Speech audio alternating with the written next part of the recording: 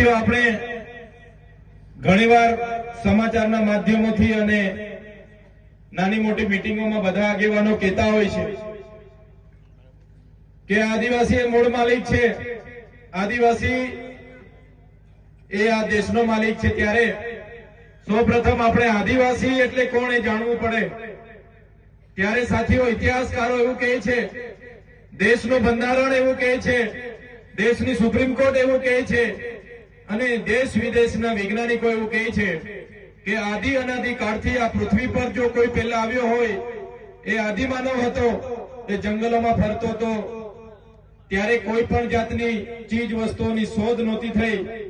એમણે જંગલના વનફળ, કંદમૂળ અને જંગલના પાણી, વન્ય પ્રાણીનો શિકાર કરીને એ ભટકતું જીવન જીવતો હતો। ધીરે ધીરે અગ્નિની શોધ થઈ। વાંસના ઘસારામાંથી અગ્નિ જ્યારે નીચેના તણખલા પડ્યા અને આગ લાગી, ત્યારે આદિમાનવને ખબર પડ્યું કે અગ્નિમાં જે શેકાયેલું હોય, અગ્નિમાં જે ભૂંજાયેલું હોય એ ખવાય, અને એને અગ્નિની શોધ એને સાચવી રાખી। બાદમાં પેણાની શોધ થઈ, ધાન્ય જે આપણે ખાઈએ છીએ ધાન્યની શોધ પણ થઈ।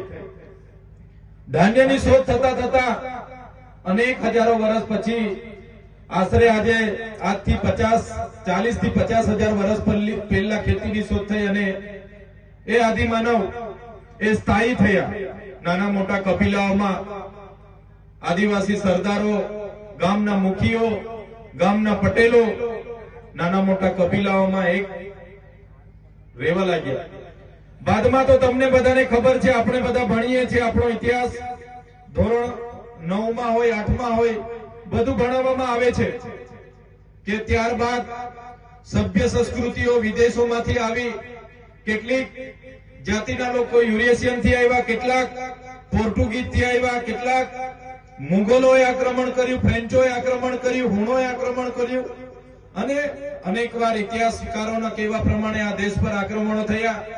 બહારના લોકોના શાસનો આવ્યા અને છેલ્લું શાસન અંગ્રેજોનું હતું।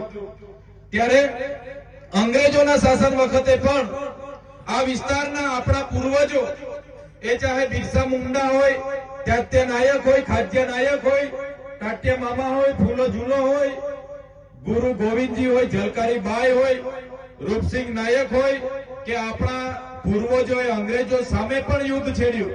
અનેક સંઘર્ષો થયા, અનેક આપણા લોકો મરી ગયા, કેટલાય લોકો પોતાની શહીદી વહોરી દીધી અને બાદમાં આઝાદી મળી। આઝાદી મળી ત્યારે આપણને બધાને અપેક્ષાઓ એવી હતી કે ચાલો હવે અંગ્રેજો તો જતા રહ્યા છે, હવે ભારતના દેશનું લોકશાહી રાજ્ય શાસન આવ્યું છે, લોકશાહીના ઢબે ચાલશે, ત્યારે આ લોકશાહી શાસનમાં આપણને બધાને ન્યાય મળશે।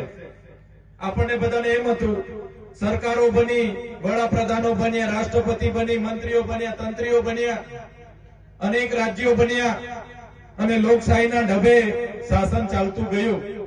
પણ આઝાદીના 78 વર્ષ પછી પણ જે બંધારણથી દેશ ચાલે છે, એ બંધારણમાં આદિવાસીઓ માટે જે જોગવાઈ કરેલી છે કે ભાઈ અનુસૂચિ 5, જે પ્રકારે બંધારણના આર્ટિકલ 243 માં લખેલું છે કે આદિવાસી વિસ્તારોમાં કોઈ પણ જાતનો પ્રોજેક્ટ નાખવો હોય, રોડ બનાવવો હોય, કંપની નાખવી હોય, કારખાનું નાખવું હોય, સ્ટેચ્યુ નાખવું હોય, કોરિડોર બનાવવો હોય, હાઈવે નાખવો હોય કે હાઈ ટેન્શન લાઈનના ટાવર ઉભા કરવા હોય, નહેર કાઢવી હોય, કોઈ પણ જાતની પાવર માટે ગામ સભાને સત્તા આપી છે।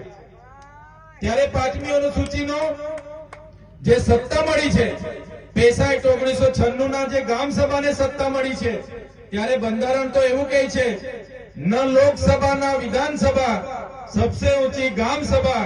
ત્યારે આજે આપણી ગામ સભાના પાવર કોઈ પણ જગ્યાએ લાગુ કરવામાં આવ્યા નથી। આજે ગામ સભાના એજન્ડા એ એસી ચેમ્બરોમાં બેઠેલા અધિકારીઓ બનાવે છે।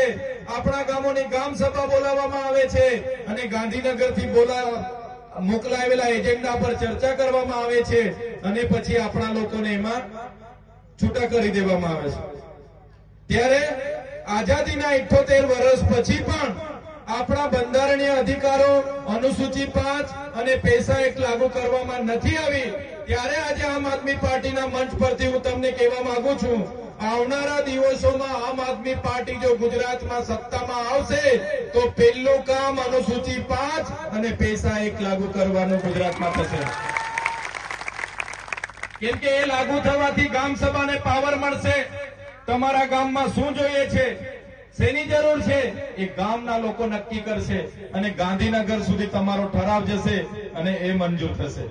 ત્યારે સાથીઓ, આ લોકશાહી દેશમાં પણ આપણે બધાએ આપણા લોકોએ બહુ ભોગ આપ્યો છે. ભોગ એટલો બધો આપ્યો છે, તમે ખાલી 2-3 મેં દાખલા આપીશ. નર્મદા ડેમની વાત કરું.